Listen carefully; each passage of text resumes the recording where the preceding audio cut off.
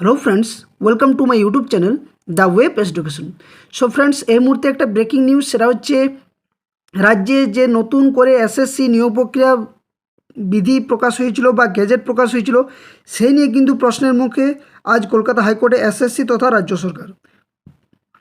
তো এই মামলা কি মন্তব্য করলেন বিচারপতি, এবং নিয়োগ বিধি কি বন্ধের মুখে নাকি কোন কোন বিষয় নিয়ে এই নিয়োগ বিধিতে প্রশ্নের মুখে পড়েছে, নম্বর যে বিভাজন করা হয়েছে, যেখানে নন টেন্টেড ক্যান্ডিডেটদের যে সমস্ত সুবিধাগুলো দেওয়া হচ্ছে রাজ্য সরকার তরফ থেকে গেজেটে বা এসএসসি তরফ থেকে গেজেটে যে প্রকাশ করা হয়েছে, সেখানে কোনো আবার পরিবর্তন আসতে চলেছে। বিচারপতি কি মন্তব্য করলেন এখানে, যে আবার নতুন করে নিয়োগ বিধি তৈরি করতে হবে, বা পিটিশনারদের তরফ থেকে যিনি আইনজীবী ছিলেন তিনিই বা কী মন্তব্য করলেন। তো সমস্ত বিষয়গুলো এক এক করে জানবো। যেখানে নম্বর বিভাজনের ব্যাপারে যে আলাদা করে যে এসএসসি নম্বর ক্রাইটেরিয়াগুলো দিয়েছে এখানে, এবং অনারেবল সুপ্রিম কোর্ট যে জাজমেন্ট করেছিল বা যে রায় দিয়েছিল সেই মোতাবেক কাজ হয়েছে কি হয়নি এই গেজেটে, সেই নিয়ে কিন্তু আবারও এসএসসি ও রাজ্য সরকার কিন্তু কলকাতা হাইকোর্টের প্রশ্নের মুখে পড়ে গেছে। তো কি কি শুনানি হয়েছে ডিটেলস আমরা ব্যাখ্যা করব। তো একদম শেষ পর্যন্ত ভিডিওটা দেখো, কেউ কিন্তু স্কিপ করবে না, এবং চ্যানেলে যারা নতুন আছো অবশ্যই চ্যানেলটি সাবস্ক্রাইব করো এবং পাশে থাকা বেল নোটিফিকেশন অবশ্যই অন করে রাখো। তো চলো আলোচনা করা যাক কি ডিটেলস হয়েছে। তো এটা হচ্ছে বিষয়টা হচ্ছে কোড নাম্বার 18-তে আইটেম নম্বর 29-এ, যেখানে এসএসসির তরফ থেকে বা এসএসসি যে নিয়োগ বিধির জন্য যে গেজেট প্রকাশ করেছিল, সেখানে কিন্তু যে পিটিশনারদের তরফ থেকে যিনি আইনজীবী ছিলেন তিনি বিষয়টি বলেন যে এখানে অনেক কিছু পরিবর্তন করা হয়েছে, যেটা আদৌ সুপ্রিম কোর্টের যে আদেশ বা যে নির্দেশ ছিল সেটা কিন্তু পালন করা হয়নি। তো কি কি বিষয় না, যেখানে রয়েছে নাম্বার বিভাজন, যে নাম্বার বিভাজন ক্ষেত্রে ইন্টারভিউতে বা এক্সট্রা কারিকুলার হিসেবে যে যারা নন টেন্টেড অর্থাৎ যোগ্য ক্যান্ডিডেট যাদের চাকরি হারিয়েছে তারা যে ফর্ম ফিল আপ করছে, এবং তাদের যে এক্সট্রা মার্কস দেওয়া হচ্ছে যেখানে তাদের যে এক্সপিরিয়েন্সের ভিত্তিতে, সেটা নিয়ে কিন্তু সুপ্রিম কোর্টে আদৌ কোথাও কিন্তু বলা নেই। সেই মোতাবেক কিন্তু এই নোটিফিকেশান 29শে মে যেটা প্রকাশ করা হয়েছে, 29শে মের পর যেটা বলা হয়েছিল, যেখানে নোটিফিকেশানের জন্য গেজেট প্রকাশ করা হয়েছে স্কুল সার্ভিস কমিশনের তরফ থেকে, এখানে কিন্তু আবার প্রশ্নের মুখে।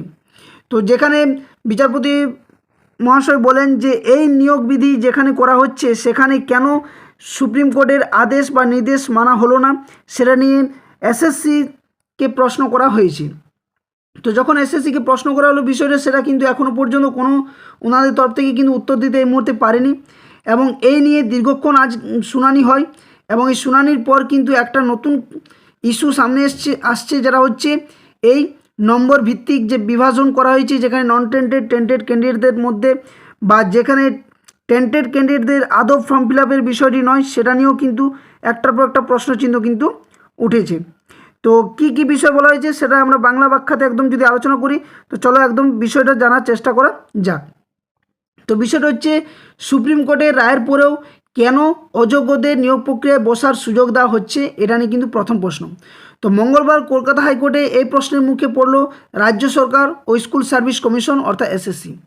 তাছাড়া শীর্ষ আদালতের রায় মোতাবেক পুরনো বিধি মেনে নিয়োগ প্রক্রিয়া করার পরিবর্তে কেন নতুন বিধি আনা হলো, সেই প্রশ্নও কিন্তু তুলেছে উচ্চ আদালত অর্থাৎ আমাদের কলকাতা হাইকোর্ট। বিচারপতি সৌগত ভট্টাচার্যের একক বেঞ্চের নির্দেশ, আগামী সোমবারের মধ্যে রাজ্য সরকার ও এসএসসিকে এই বিষয়ে বক্তব্য জানাতে হবে। অর্থাৎ আজকে কিন্তু এই বিষয়ে একদম ডিটেলস বলা হয় যে আগামী পরের সপ্তাহ অর্থাৎ 7/7/2025 অর্থাৎ পরবর্তী যে সোমবার, সে সোমবারে কিন্তু এসএসসি এবং রাজ্য সরকারকে এই নিয়ে ডিটেলস জানাতে হবে যে কেন নতুন নিয়োগ বিধি বা নতুন বিধি চালু করা হলো, বা যে অযোগ্যদের নিয়োগ প্রক্রিয়ায় বসার যে সুযোগ সেটা কেন দেওয়া হচ্ছে। মঙ্গলবার শুনানিতে রাজ্য এবং এসএসসির উদ্দেশ্যে বিচারপতি ভট্টাচার্য বলেন যে সুপ্রিম কোর্টের নির্দেশের পরেও কেন দাগিদের অর্থাৎ যারা নিয়োগ প্রক্রিয়াতে অংশগ্রহণ করতে পারবে না বা অনুমতি নেই, তাদের কেন এই অনুমতি দেওয়া হলো। আপনাদের 30শে মের বিজ্ঞপ্তি কোথাও বলা নেই দাগি চাকরিপ্রার্থী বা যারা অযোগ্য তাদের আবেদন করতে পারবে না বলে। আমার পর্যবেক্ষণে এটা ওই বিজ্ঞপ্তিতে না থাকাটা কিন্তু একটা ভুল হয়েছে। অর্থাৎ যেখানে সুপ্রিম কোর্টের রায় ছিল বা সর্বোচ্চ আদালতের রায় ছিল, যেখানে কোনোভাবেই অযোগ্য যারা ক্যান্ডিডেট বা টেন্টেড ক্যান্ডিডেট তাদের কিন্তু কোনোভাবেই নিয়োগ প্রক্রিয়াতে অংশগ্রহণ করতে পারা যাবে না। সেই মোতাবেক যে গ্যাজেট বা যে নোটিফিকেশন প্রকাশ করা হয়েছে বা যে ফর্ম ফিল আপ করা হচ্ছে এসএসসিতে, সেখানে কোথাও টেন্টেড ক্যান্ডিডেটদের বা গেজেট প্রকাশে কোথাও বলা নেই যে টেন্টেড ক্যান্ডিডেটরা সুযোগ পাবে না বলে। তারপরেই এই বিষয়ে রাজ্য এবং এসএসসির অবস্থান জানতে চান বিচারপতি। দুর্নীতির অভিযোগে সুপ্রিম কোর্টের নির্দেশে এসএসসি যে 2016 সালের সম্পূর্ণ প্যানেল বাতিল হয়ে গিয়েছে, চাকরি গিয়েছে প্রায় 26,000 জনের, তাদের জন্য রাজ্য সরকারকে নতুন করে যে নিয়োগ প্রক্রিয়া শুরু করতে বলেছিল সুপ্রিম কোর্ট বা শীর্ষ আদালত। সে মতো গত 30শে মে বিজ্ঞপ্তি জারি করে এসএসসি। বিজ্ঞপ্তিতে বলা হয় অনলাইনে আবেদন শেষ দিন 14 জুলাই। পরীক্ষা, স্ক্রুটনি, ইন্টারভিউর পর আগামী 15 নভেম্বর প্যানেল প্রকাশ করা হবে। এ নিয়েও কিন্তু সমস্ত কিছু এই গ্যাজেটে বলা হয়, কিন্তু সে অনুযায়ী কাউন্সেলিং হবে 20 নভেম্বর, এটাও বলা হয়। তবে বিজ্ঞপ্তিতে কোথাও দুর্নীতি বা দুর্নীতির প্রমাণ মিলেছে এমন এবং যারা দাগি নন অর্থাৎ দুর্নীতির প্রমাণ মেলেনি এমন চাকরি প্রার্থীদের পৃথক করার কথা কোথাও বলা হয়নি। তা নিয়ে গোড়া থেকে আপত্তি জানাচ্ছিলেন নিজেদের যোগ্য বলে দাবি করা চাকরিহারারা। অর্থাৎ এই নিয়ে কিন্তু আজকে দীর্ঘক্ষণ শুনানি হয় এবং যেখানে একটা বিস্তারিত আপডেট আসে যে এই নতুন নিয়োগ যে জন্য যে গ্যাজেট প্রকাশ করা হয়েছে সেখানে টেন্টেড ক্যান্ডিডেটদের কেন সুযোগ দেওয়া হচ্ছে, বা আরেকটা প্রশ্ন সেটা হচ্ছে যে নিয়োগ বিধির ক্ষেত্রে যে নম্বর বিভাজন বা নম্বরের যে একটা আলাদা সুযোগ দেওয়া হচ্ছে যোগ্য চাকরি প্রার্থীদের, তাদের কিন্তু কোনোভাবে এই সুযোগ দেওয়ার কথা কোথাও বলা হয়নি। তো এই নিয়ে আজকে দীর্ঘক্ষণ শুনানি হয়। পিটিশনারদের তরফ থেকে যিনি আইনজীবী ছিলেন তিনি সম্পূর্ণ বক্তব্যটা ভালোভাবে পেশ করেন এবং সেই মোতাবেক যে পরবর্তী ডেট সেটা কিন্তু ডেট দেওয়া হয়েছে একদম 7 July 2025। Let's this matter appear along with those writ petition, এবং এই মোতাবেক কিন্তু পরবর্তী শুনানি হবে 7 জুলাই অর্থাৎ সোমবার কিন্তু এই মামলার শুনানি হতে চলেছে। তো আরও কিন্তু প্রশ্নের মুখে যেহেতু পড়ে গেছে এই এসএসসি যে নতুন নিয়োগ বিধি, সেখানে কিন্তু কি কি বিষয় উঠে আসছে বা আদৌ কি কোনো পরিবর্তন করতে চলেছে এসএসসি, সে নিয়ে কিন্তু জবাবদিহি দিতে বাধ্য হবে পরের সোমবার অর্থাৎ 7 তারিখে। তো এটাই ছিল আজকের আপডেট।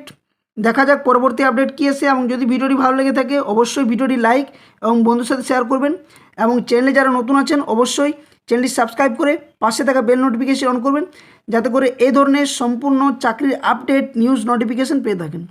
আর একটা কথা, যারা আপার প্রাইমারি টেট পরীক্ষার জন্য প্রস্তুতি নিতে চাইছেন তারা অবশ্যই চ্যানেলের প্লেলিস্টটিকে ভিজিট করুন। ওখানে অনেক কিন্তু ক্লাস করানো হয়ে গেছে, যেখানে বিভিন্ন সাবজেক্ট সিলেবাস টপিক ওয়াইজ কিন্তু একের পর এক ক্লাস করানো হচ্ছে। তো অবশ্যই চ্যানেলের প্লেলিস্টটিকে ভিজিট করুন।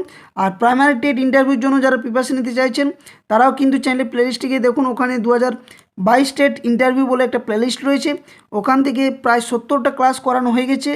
ক্লাসগুলো দেখুন, অবশ্যই কাজে দেবে সকলের জন্য। তো আজকের আপডেটটা এখানে শেষ করছি। অবশ্যই পরবর্তী আপডেটের জন্য চ্যানেলটি সাবস্ক্রাইব করে পাশে থাকা বেল নোটিফিকেশনে অন করবেন। ধন্যবাদ। জয় হিন্দ।